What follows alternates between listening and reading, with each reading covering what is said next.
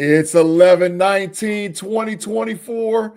College football week 13 is approaching. We're to the end of the season. Level Up College Football Podcast. Andy P, Big G in the building. Gonna top it up. We're missing our Sarah C tonight, but that's okay. We're gonna do it old school style.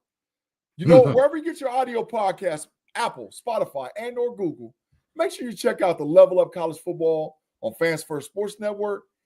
And you're watching us live on YouTube, so we'll be in the chat. We'll be talking to you, and we'll have it going. But before I do all that, I got to say what's crack-a-lacking to my co-host, Andy P. What's up, Andy? I mean, look, Big G, I feel like whenever you and I do a solo show, it's always a good time, but it also has been lately good times for the Pittsburgh Steelers when we've been doing our solo shows. I mean, if any Ravens fans out there, I don't know where you at. But I just want to let you know, my hatred for the Ravens right now, I know it's Steelers-Ravens. Lamar Jackson, he got Syracuse when he was in college for 3 years. He owned Syracuse those 3 years, and watching TJ Watt get him back, ooh, that just feels good, man. It just feels good to watch Lamar Jackson struggle after tearing Syracuse up for 3 straight years. It was probably an outstanding feeling, man, to see. You got to double down on him. And like you said, Watt just popped that boy, and it caused terror, man. But, man, it was a great weekend for sports. You know, most of us who are college football fans are definitely pro football fans. So it was a great weekend for football, great weekend for everybody. I know Rob Lightfoot and his squad, the South Carolina Gamecocks, it was a great weekend for them. I mean, it was a lot of great football, man. And Andy, saying all that, man, we're here. I mean, we're almost through another regular season. It's been topsy-turvy, stuff going on all across the board in college football, and we're here. So we just want to say before we move forward, thanks everybody for rocking with us, rock with us all year. We appreciate all the live chats. We appreciate everything that's going on over Fans First Sports Network, Level Up College Football Podcast. So thank you in advance for rocking with us and supporting to us. But we got to have the energy when it gets to the end, because now is when it counts, bro. We got 2 weeks in counting, T-2, and we are moving into the conference championship games and the inaugural 12-team playoff for college football. Andy, man, all the different things that happened over the weekend with 2 weekends remaining, top conferences for college football, and what team do you think really makes the jump into this thing that we wasn't talking about last week on the show? I just want to get your thoughts, man, of the team that's going to do it this year in college football. Yeah, I think it's really fun because last week, you, me, and Sarah were really getting into it about whether or not Georgia was cooked. And you and I were texting back and forth before that game. I ended up, a friend of mine who's a professional sports gambler took Georgia minus 9.5 on last Monday after we did our show. And I jumped on that bandwagon with him. I liked the way the numbers looked in that matchup. And one of the things that I think has been really interesting about this season is that we've seen some major changes take place based off of injury and availability. Georgia, for the first time all season long, did not rotate their offensive line. They moved their right tackle out left and put a sophomore in on the right side. And he played every single snap. There was no rotation for that line. And Carson Beck was not touched. They handled one of the best front fours in the country in Tennessee. And I think for me, that is what Georgia's been missing this season. We know that offense is not going to be explosive. We know that offense is not going to be able to catch up unless you have a complete defensive meltdown. Thank you, Alabama. But at the end of the day, this is still a team that can grind you out. It has a great front four. It has a really solid front seven overall with a good secondary.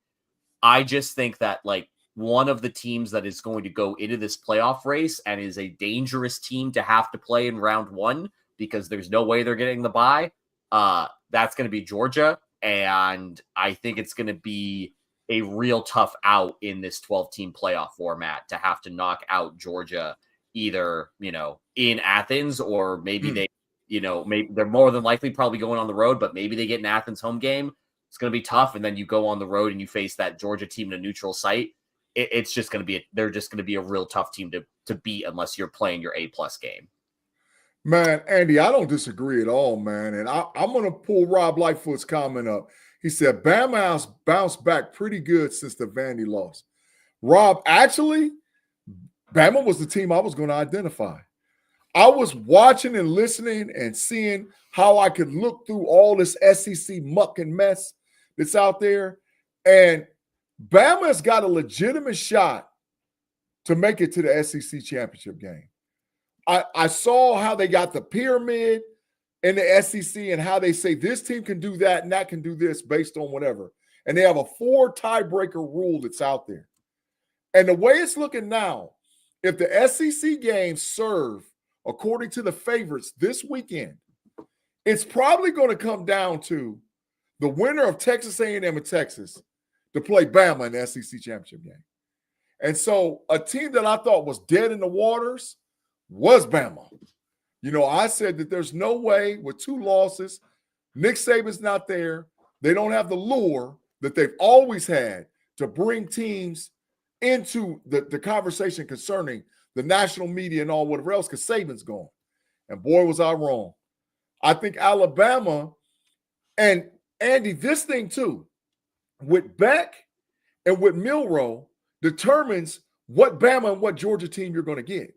Mm-hmm. So it could be that you get Bama and Georgia on the road in the playoffs, invading whatever stadium. And depending on whatever quarterback shows up, because they both have Jekyll and Hyde about themselves, they both could get in it. Now, the difficult thing about Bama is this. Bama, if you lose in the SEC championship game and you have 3 losses, I don't know if you're going to the playoff. Because I don't believe, Andy, they're going to put any 3-loss team in it no matter what. I think there'll be multiple 2 losses. But a 3-loss, I ain't feeling it. So do you think that Bama's got to win out to make the playoff?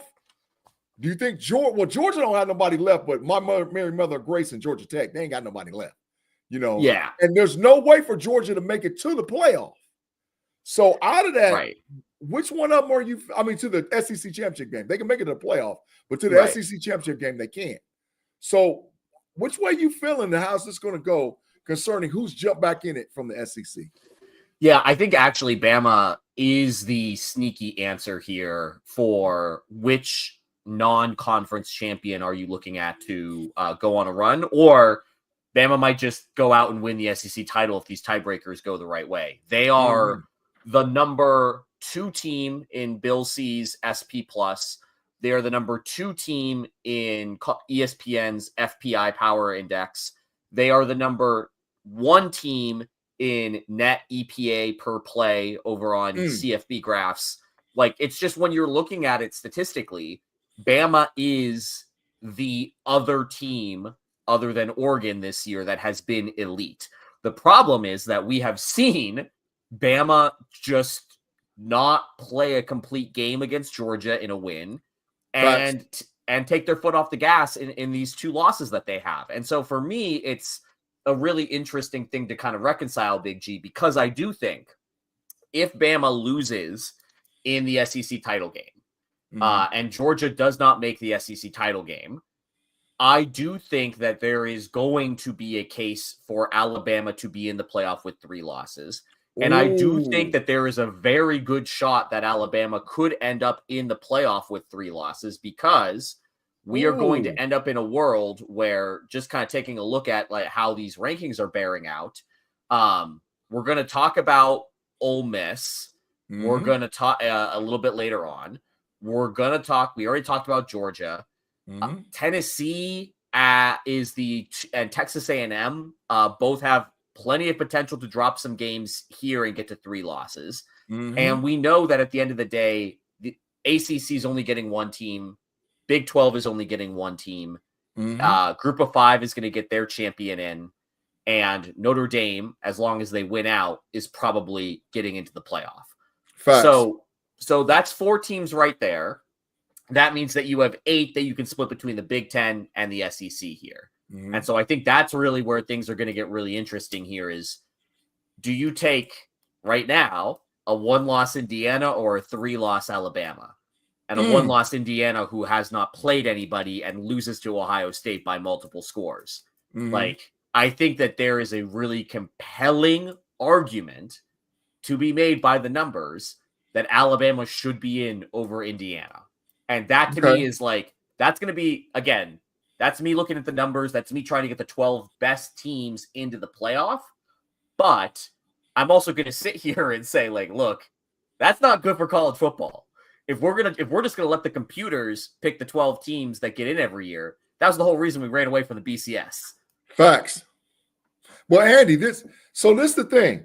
If you start counting SEC teams, A&M, Texas, Bama, Ole Miss, Tennessee, Georgia, and I would throw South Carolina in that conversation, right? Because if you're going to talk about teams that's got multiple losses, 2 and 3 losses, okay, there's 7 teams. In my opinion, they're only getting 4 in. Mm-hmm. So 3 of these teams are going to get left out. So that's why my argument is about a 3-loss Bama team, because you're going to have probably 4, maybe even 5 SEC teams that's got 2 and 1 loss. So how do you justify getting Bama in of no other way but the eye test? And I think that's why we went away from everything, because it was saying, okay, there's a lot more metric. There's a lot more things that's involved with picking a team to get in. But conversely, the argument has always been the 12-team expansion was made so that way Bama and Georgia always makes the playoffs. Mm-hmm. So I think we have pandemonium waiting to happen. And I'm here for it, because I think the pandemonium changes the complexity of college football as we know. And it starts the argument, which puts eyes on it and the viewership and all whatever else. Because, Andy, I'm a believer in that all 4 Big 10 teams get in. Indiana, Oregon, Penn State, Ohio State, they're all in. That's what I'm a believer of. No. And I think this is going to be the interesting thing, because I think if you're going by fairness, just, hey, who beat who was ahead of them, there's probably 4 Big 10 teams that deserve to be in. There'll be 4 SEC teams that get in, 1 ACC, one Big 12, the thing that I already talked about earlier. Mm-hmm. However, I'm just going to sit here and let you know Penn State has that 1 loss to Ohio State by a single score, okay? Like, look, they haven't beat anybody who is currently still ranked, and their best win might be against Bowling Green, who's the favorite to win the MAC right now. Okay. Again, a game that they only won by a touchdown.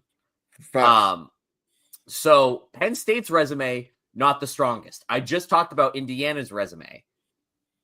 Neither of those teams are probably going to play in the Big Ten title game, because the Big Ten title game is most likely, again, we're going to talk about Ohio State, Indiana a little bit here, but spoiler alert, I think Ohio State's going to win that game. And I think Ohio State's going to win the game and go to the Big Ten title game to play Oregon. Those 2 teams, playoff locks automatically in. We knew that. I think that you're going to start seeing an argument from the SEC media that the 2 and 3 loss SEC teams are better than the 1 loss Big Ten teams. And I know that's going to tick you off, Big G. This is like Big G's nightmare right here. This is Big G's nightmare scenario that he has to spend a week listening to the SEC talk about how weak the Big Ten scheduling is, how weak the Big Ten conference is. Yeah. But depending on what your ranking system is, FPI says that a 2-loss Ole Miss, 2-loss Georgia, 1-loss Texas are better than everybody in the Big Ten outside of Ohio State. SP Plus says that a 2-loss Alabama, a 2-loss Ole Miss, a 2-loss Georgia are better than a Penn State and an Indiana. EPA says that a 2-loss Alabama, a 2-loss Ole Miss, a 2-loss Georgia, a 2-loss Tennessee are all better than Indiana and Penn State. So I'm just sitting here saying, like, look, I agree. I think that we cannot take the numbers, just blindly average all the numbers together and then come out with it. That's not the way that this should be done. But there's going to be a mountain of evidence to have conversations about putting in more SEC teams over Big Ten teams because the numbers say the SEC teams are stronger. And I do think that it's been downplayed right now. Like we've seen a little bit. You and I have kind of like Sarah, we've talked about how the rankings are sometimes showing a little bit of SEC bias here until this past week. Facts. I think that we're about I'm fascinated for tomorrow because it's either going to be full on SEC bias or they got to stick to their guns and they got to keep these Big Ten teams with 1 loss ahead of the 2-loss SEC teams. They have to. And Andy, I'm with your argument, and that was great information and great numbers. But I got a monkey wrench because I knew you was going to do this. Me and you didn't even talk, and I was like, "Andy, come with these numbers, man." But I got a monkey wrench for you. Tomorrow, when the rankings come out, Texas will be the only team ranked in the top 5. Correct? Me and you believe Indiana, Penn State, Ohio State, Oregon, and Texas is your 5 in any type of order. Yeah, most yeah. If that's the case, who has Texas played and beat? Because Texas lost to Georgia. Give me another team on their schedule. Michigan's 5-5. Garbage. Texas has not beat anybody. So if you're going to trot your SEC champion as Texas all the way to the SEC championship game, how can you unfairly be biased against the Big Ten when your champions had 1 loss and they didn't play anybody? Outside of maybe A&M at the end, that was their one rough game. They didn't play anybody. So that's where it's, you got to, when you go apples to apples and you start talking about a 1-loss champion and we're all on board about Texas, then who did they play? Exactly. I mean, Texas's best win right now, like in retrospect, beating Vanderbilt and Vandy. Like that's their best win. Yeah, they're 6-4. Come on, that's it. So it's a lot of shenanigans. Yes, in this picture that we're going to see for the college football playoff, and that's why I think that they can't do that because they got the reverse argument waiting on them. Because your champion didn't play any other teams, so why do they even deserve to be the champion?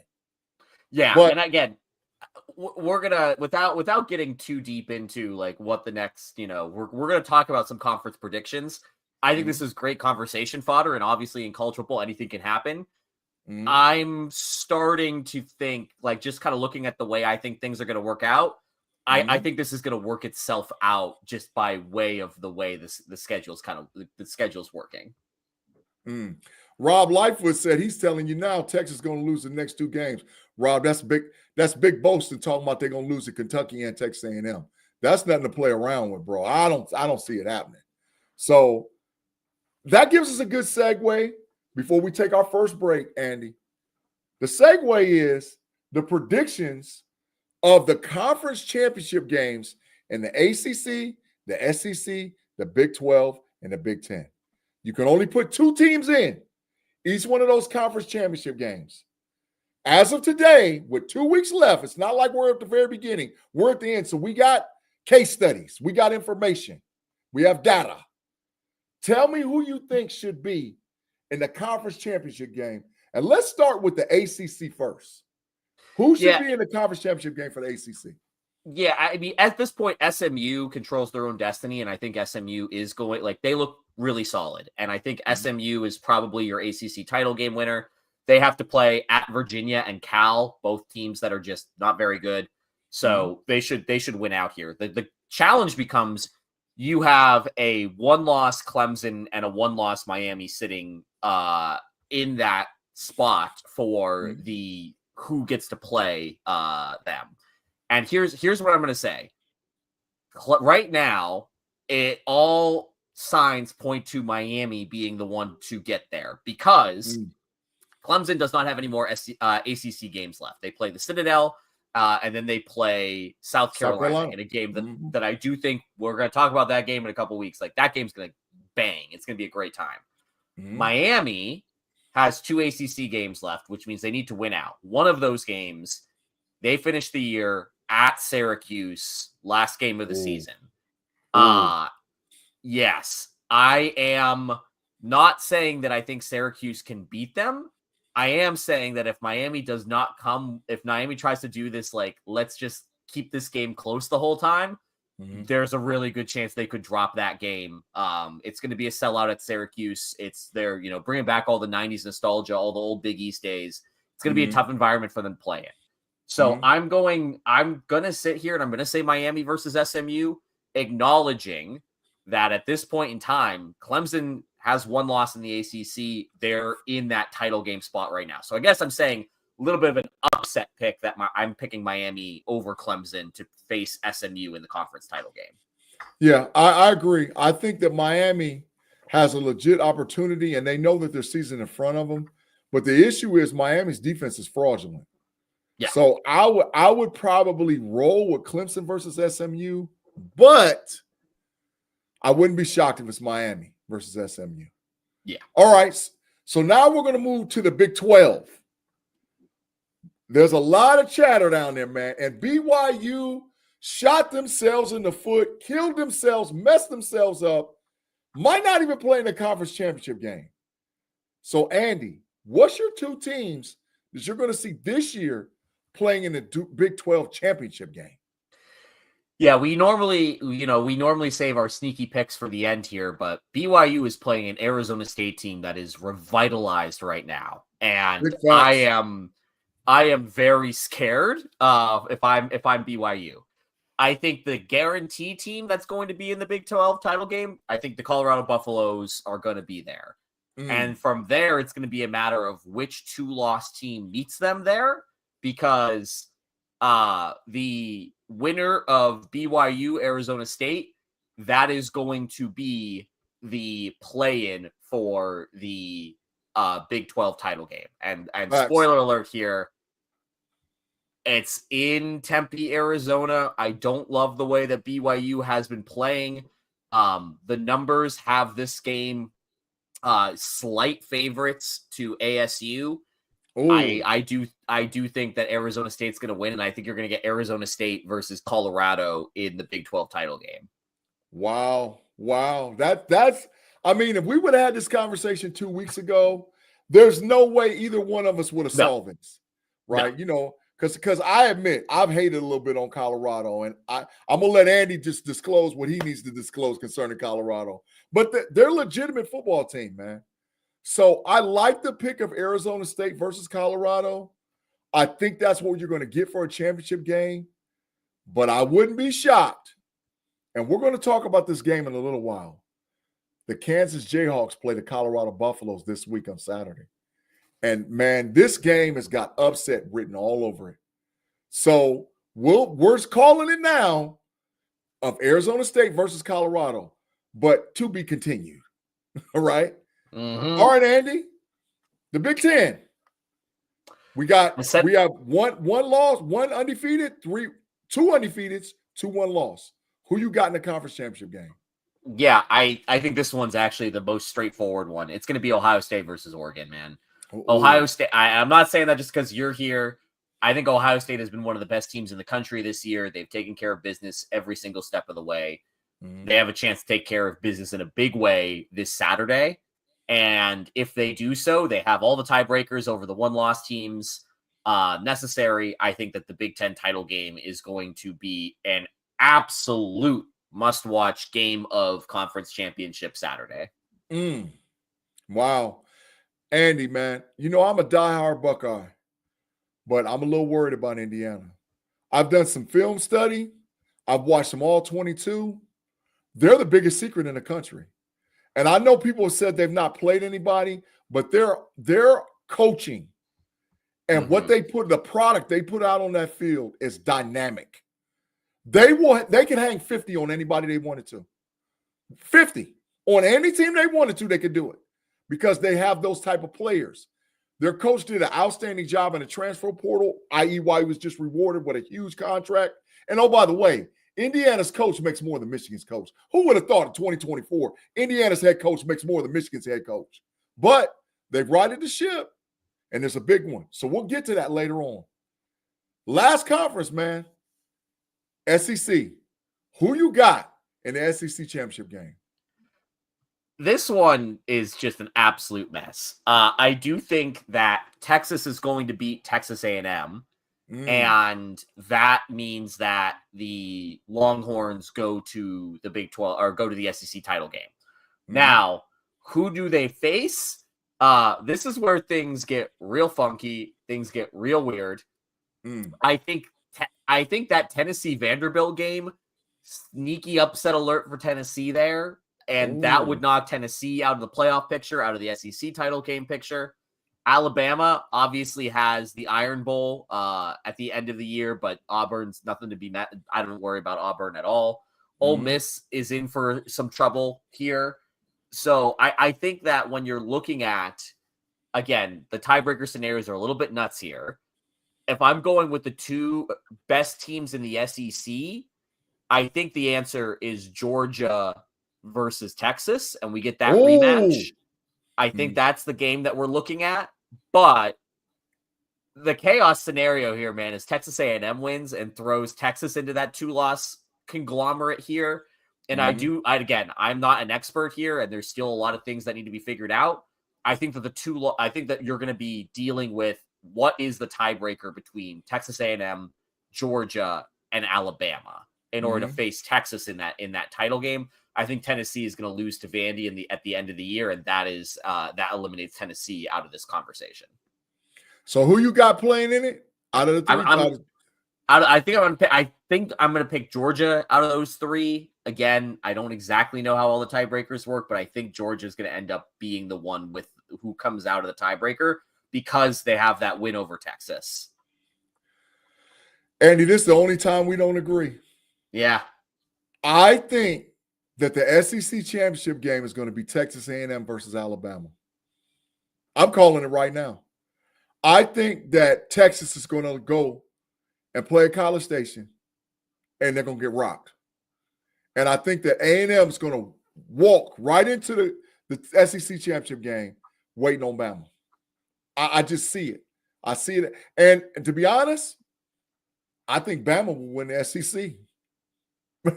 I think Bama would be the conference champion for the SEC. If I had to pick one right now, I'm picking Bama.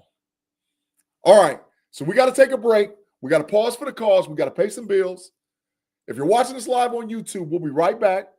If you're listening to us, wherever you get your audio podcasts, Apple, Spotify, and or Google, or wherever you're listening, we'll be right back with the Level Up College Football Podcast with Andy P. and Big G.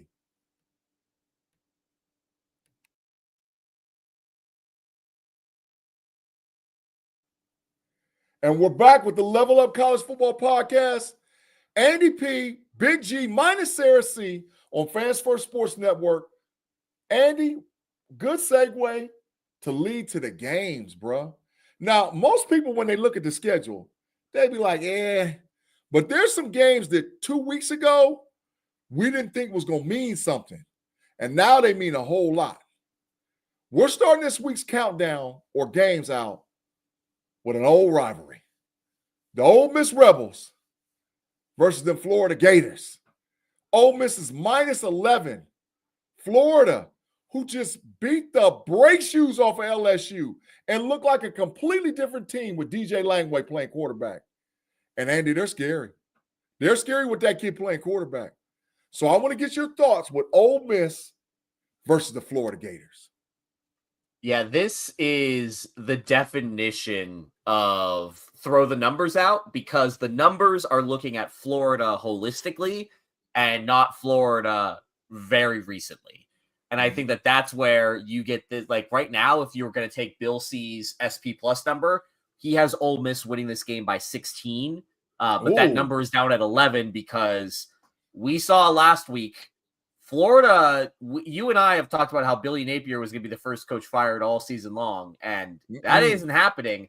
This team wants Billy Napier to stay the head coach. This team wants Billy Napier to hang around. And they were playing a team in LSU who does not want Brian Kelly to be a head coach anymore, which I think is like, again, like I think that's an interesting juxtaposition, but that's where you get at the end of the season which of these teams are actually motivated to go out there and play. And I think Ole Miss is in a really interesting spot because we just spent 30 minutes talking about how this 2-loss environment is changing things, and Ole Miss is on the bubble, a team that we didn't really talk about in any of these conversations. And they had a big win against Georgia. Great. That was at home. Lane Kiffin has a habit of going on the road in big games and absolutely laying an egg. Facts. Now, I'm not saying that he's going to lay an egg here. I'm just saying that this Florida team, with the new revamped offense under Lagway, this offense has been very good this year. It is one of the top 30 units when it comes to EPA. And again, Ole Miss's defense much improved over previous seasons. However, if they've had one weakness, they've been elite at stopping the run. They've been just okay at stopping the pass when it comes to their defensive EPA marks. And that to me is now where, if I'm Florida, like, you've got the quarterback to take advantage of this now. It does appear that if there was going to be a mismatch here, it is Florida's newly revamped passing game attacking that Ole Miss secondary, because they're not going to be able to run the ball against this Ole Miss front. Yeah, facts. And now Harris will be back this week for Ole Miss. He's going to play, which is their number one primary target, which is going to help. Conversely, I think that Lagway helps Florida based on his health and what he's done. So now it comes down to who can stop what. Like you said, Ole Miss has they have 2 first-round NFL draft picks, including Nolan, the defensive end that's a beast, right? They get after you, and they've been able to put pressure on teams with 4. They don't need to send 4, 5, 6. They can get you with 4. But Florida has shown that they hold up against the run game. And guess what Ole Miss can't do? Run the ball. Jackson Dart can throw the ball all over the field, but they can't run. And so now it's mano-a-mano, who's against what. And it sets it up to where it comes down to coaching. And Andy, you already prefaced it. Who lays an egg every year? Lane Kiffin. So, and for you guys that don't really follow college football, Lane Kiffin quietly wants the Florida job. He lusts after the Florida job. He really does want it. And now he's got to go to the swamp. So, Andy, we gave him a lot of information. You tell me who's going to win this game. This is a game where the numbers say no matter what, Ole Miss is just the better team here. This is going to be one of the rare times I go against the numbers here. I don't know if I like Florida to pull the upset. I like Florida to keep it a field goal game. I hate Lane Kiffin. I always pick Ole Miss wrong because I hate Lane Kiffin. I got the wrong read on him at all times. I'm going to pick against Lane Kiffin just out of my own personal bias here, knowing, though, that what I will say, my informed opinion is I'm taking Florida points. I will take Florida with my heart to pull the upset and eliminate Ole Miss from playoff contention here and make the job easier on the college football playoff committee. Ooh, Andy, you pulled. But listen, there was no way I knew you was going to do that. Yeah, because I'm like, man, Andy never goes against numbers, right? But you know what? I'm riding with you. I'm riding with the Gator boys. I think DJ Lagway, you heard it here on 11/18/2024. DJ Lagway will be in the Heisman Trophy race next year and might be in New York to get it for next season. This kid's really that good. I mean, he's one of the most dynamic quarterbacks I've ever seen as a true freshman, right? And he has some injury issues, but now, Andy, late in the season, you're not a freshman anymore. So here comes the Gators healthy. Here comes the Gators being able to put players out on the field. So give me them Gators. Give me the Gator boys to beat Ole Miss and eliminate and get them out of the playoffs. All right, man. I wish Tim Lyons was here because he's been begging to get Notre Dame talked about. Well, Notre Dame ain't played nobody. And here comes the salute to our service academy, 24 ranked Army into Notre Dame, South Bend, Indiana. Notre Dame's a 14-point dog. I mean, no, a game winner, and Army's a 14-point dog. So, Andy, man, talk to me a little bit about this game between Army and Notre Dame. Yeah, I think that this is another one where things are going to get interesting because I look at Notre Dame and the numbers absolutely love them. And I do think that this is one of those games where we are all going to want to root for Army here. Like, I don't want to go against Army. It's a bad story here. Yeah. But man, I'm just letting y'all know Army is really solid. Like, they are offensively, they have the number one rushing offense in the country when it comes to offensive success rate. They have one of the most efficient offenses in the country, one of the most efficient defenses in the country.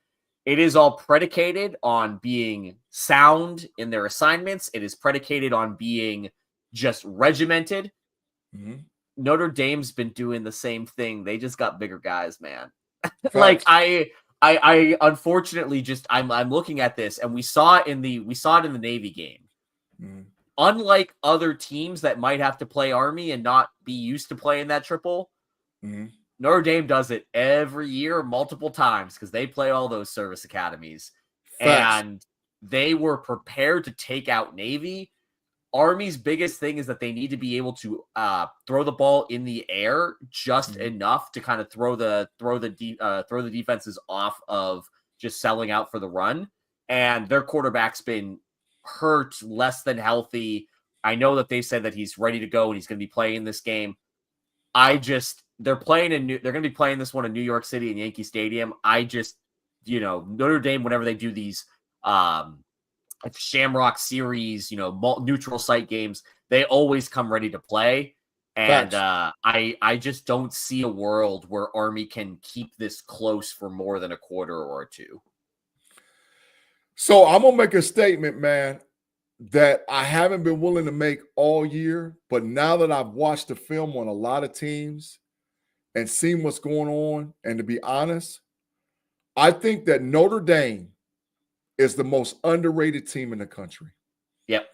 I really legitimately believe in my heart that if they get solid quarterback play for the remaining of the season, Notre Dame could host the national championship trophy because they're solid and they have outstanding coaching. Now, it would be an upset, but I think nobody's talking about Notre Dame.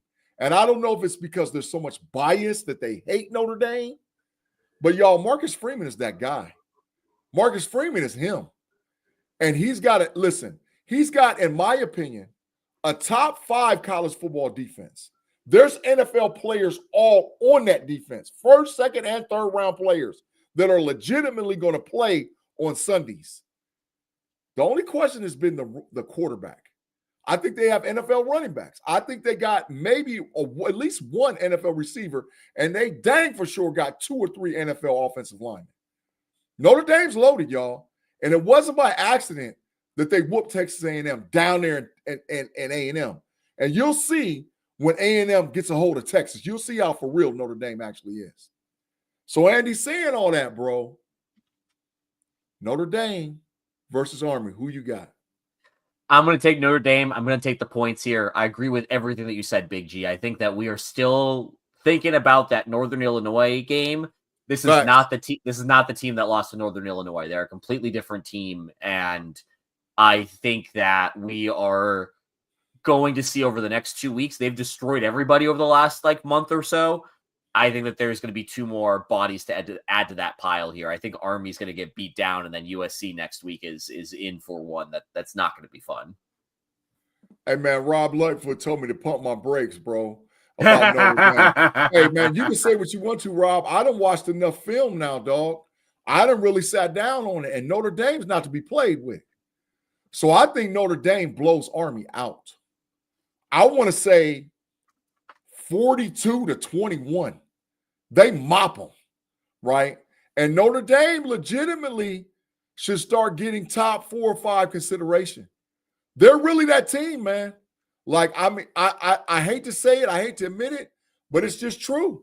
They're not to be played with. So give me Notre Dame.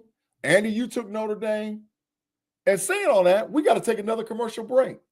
So if you're watching us live on YouTube, we'll be right back. We got a couple of live comments that we're going to get to here in a minute. But if wherever you're listening to us, be it on audio, Apple, Spotify, and or Google, we'll be right back with our last commercial on the Level Up College Football Podcast.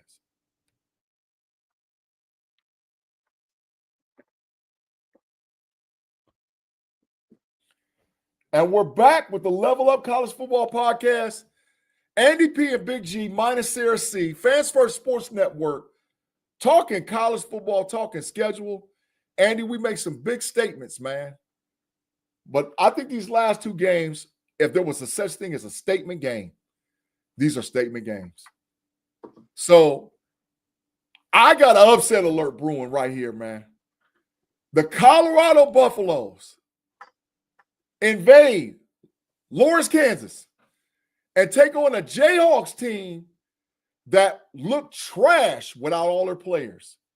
And now all of a sudden, you got Daniels playing quarterback, you got all them receivers back, and they are tearing the frame out of teams. They are, I think I checked the last 3 games, they're scoring like 40 points a game. They're not to be played with.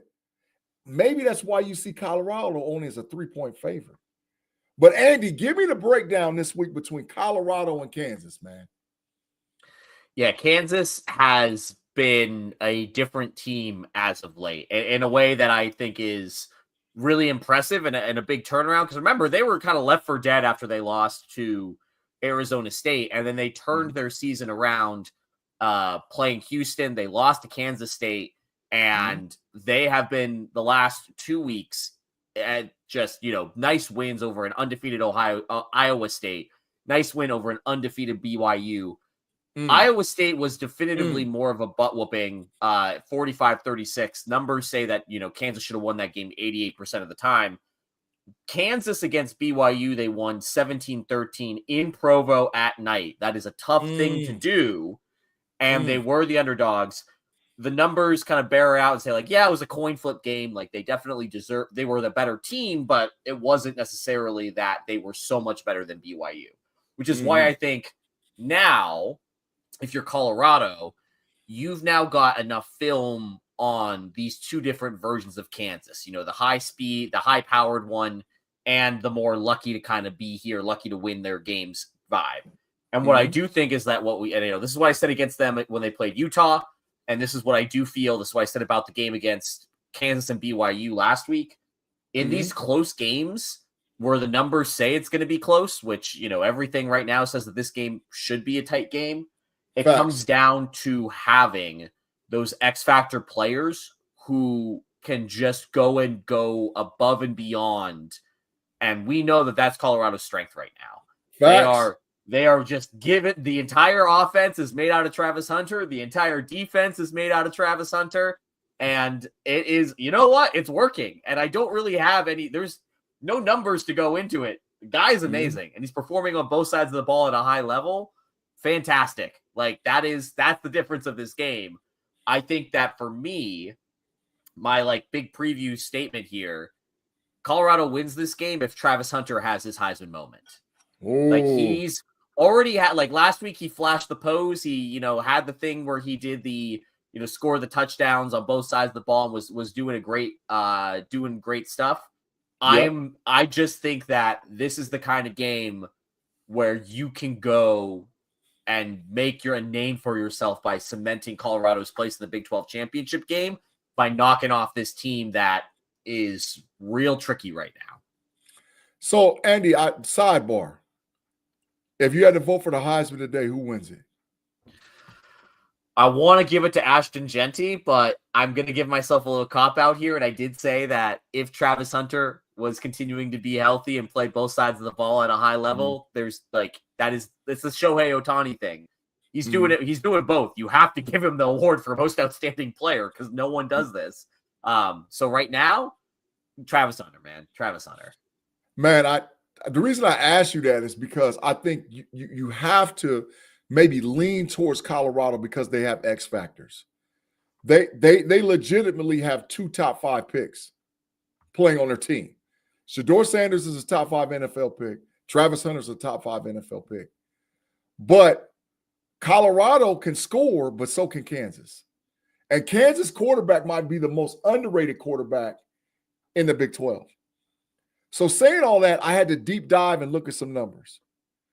The thing that I've been more impressed about than Colorado than anything else is not Hunter, not Jimmy Horn Jr., not Webster, not Shedeur Sanders, not the offensive line. I've been impressed by Colorado's overall defense. Colorado has 33 sacks. Last year, I think they ended up with a total of 17 or 18. They have almost doubled the production in one season. And they get after opposing teams' quarterbacks. They put them on the ground. And when you start talking about weighty downs and stuff that matters and field position and being able to turn the ball over and get it back to your defense, because listen, Shedeur will throw a pick. But when he throws the pick, he's got the confidence that his defense can get the ball back for him by sacks, interceptions, just big plays on defense. And that might be the difference in this game. So without going into a preference, and oh, by the way, Travis Hunter would win my Heisman Trophy too today. Andy, who you got to win the game, Kansas versus Colorado?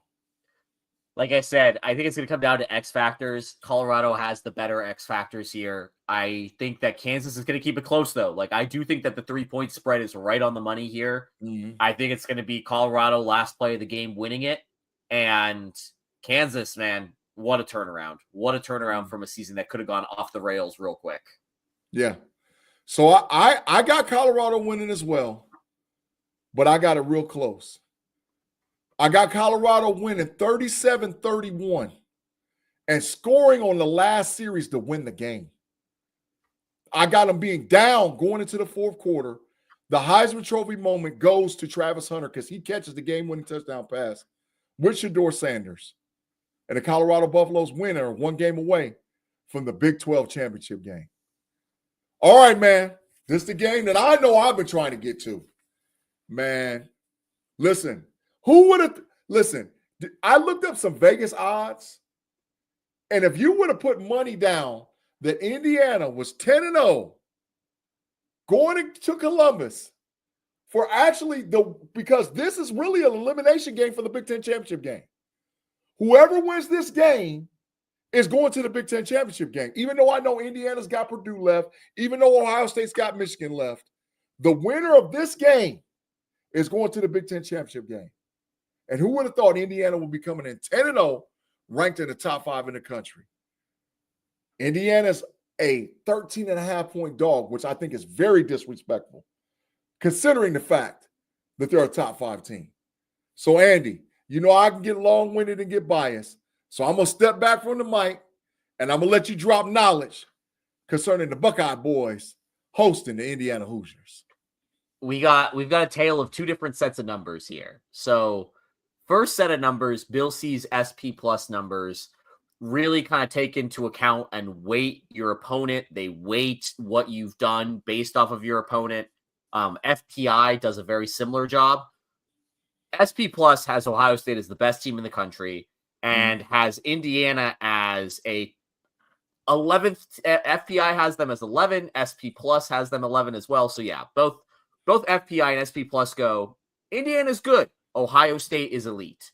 Now, EPA over on college CFB graphs, who you can find on College Football Insiders that do EPA, they do weight the opponent, but they don't weight the opponent as much. And it's more about what did you actually do on the field.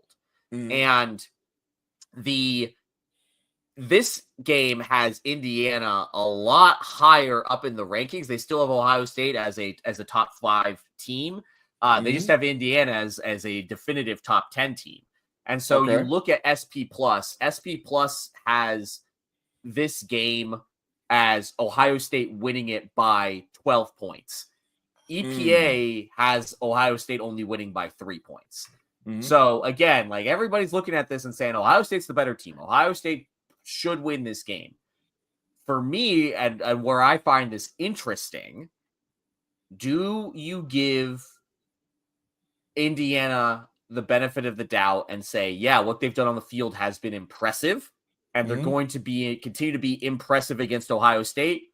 Or is Ohio State really this much better than Indiana, and Indiana's a very good team and Ohio State's an elite team?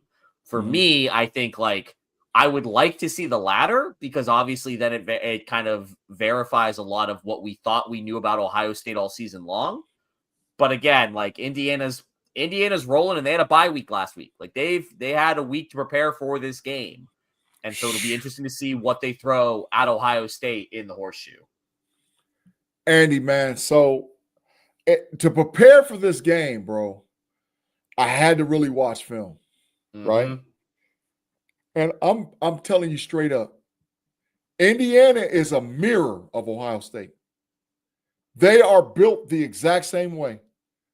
They have two dynamic running backs by the name of Ellison and Lawson. One kid's got almost 700. The other kid's got 500 plus. They both can catch the ball out the backfield. They have three dynamic wide receivers, sort of like Ohio State. You just don't know about them because we know about the Buckeyes. And Cooper, Price, and Surratt leading the team with 695 yards receiving. They have a nice tight end. They got a nice defense. And oh, by the way, Rourke, the quarterback, is really good. 2,400 yards passing, almost top 2 or 3 in the Big Ten, 21 touchdowns, right there battling with Will Howard for the top of the league. And they got an outstanding coaching staff. They have been coached up more than any team in college football. Legitimately, they've been coached up. They're disciplined, they're sound. And really, if you took the numbers of the logos off and the numbers off and you watched them play and you watched Ohio State play, you would swear you was looking at the same team. Indiana's for real, y'all. I'm not one of these Buckeye fans that we're going to bust them up, we're going to blow them out. Bro, this game's going to come down to one possession game. For real. And it's going to be tight in the trenches. Indiana has the ability to run the ball where Ohio State has struggled. It was stopping the run. Even though we have a top 2 defense, matter of fact, we're number 1 in most stats. We struggle with the run. And which Denzel Burke we going to get? Because he's my concern on defense. Denzel Burke and David Espinosa is my total concerns. Does Indiana exploit that? Do they go after these guys? Because they know they're going to be handsy. They know we can get PIs. We know it can beat them deep. And Indiana's got a lot to prove, man. They got a lot to prove. Do you realize how much of and I know you know, and I'm talking to everybody who's listening to us, how much of a game changer this could be for the Indiana Hoosier football program if they were actually able to knock off Ohio State and go to that Big Ten championship game? Oh, by the way, this is in Indianapolis. This is nothing to be played with, bro. Nothing to be played with. And the game's at noon, which even makes it worse because you don't get that ruckus like you would get at a night game at Ohio State. So, Andy, I said a lot. I didn't say that much about the Buckeyes. I know you can hear it in my voice. I'm concerned. But who you got this week with Ohio State versus Indiana?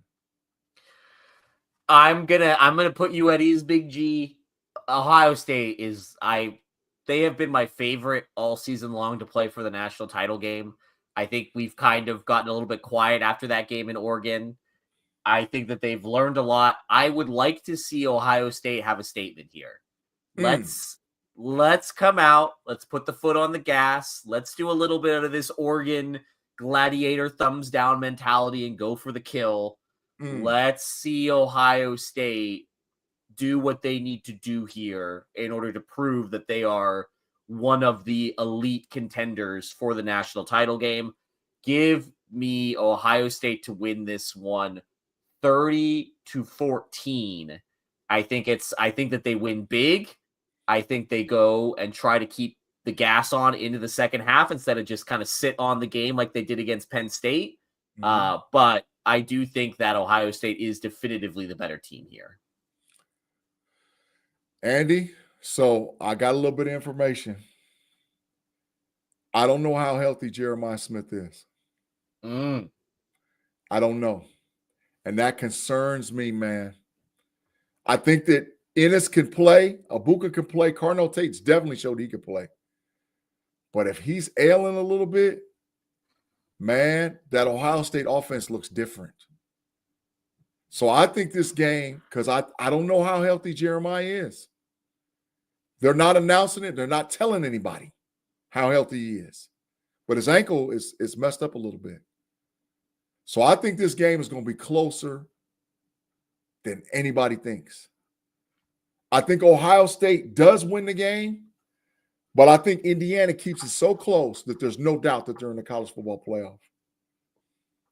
Give me Ohio State to win this game 27-21 against Indiana.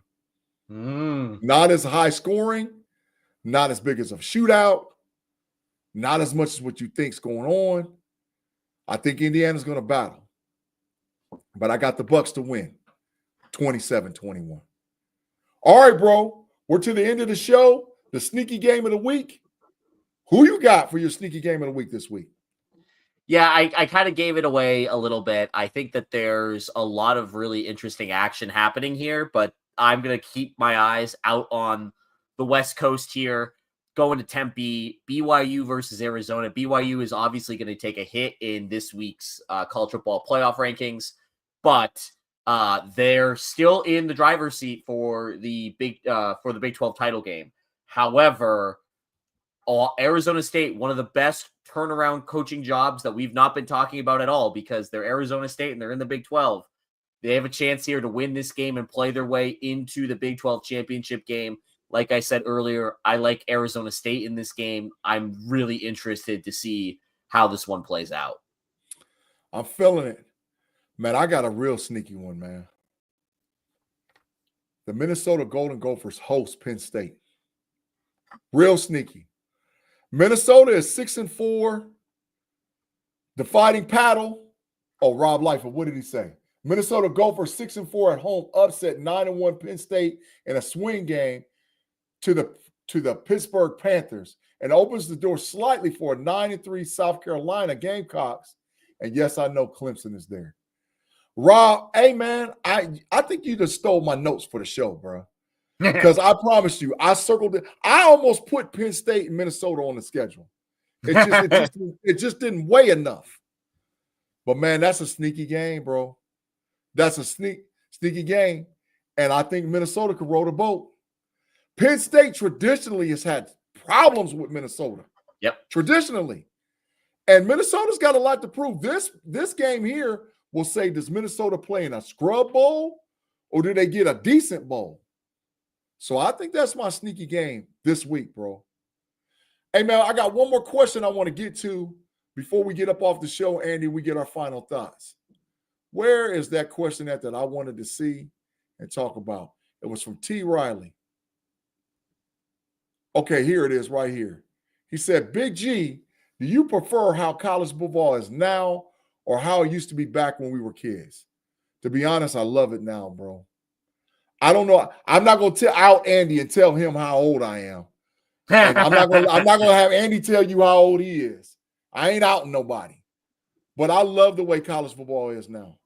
Spread out, score a lot of points, dynamic, big-time playmakers, kids getting paid for their name, image, and likeness.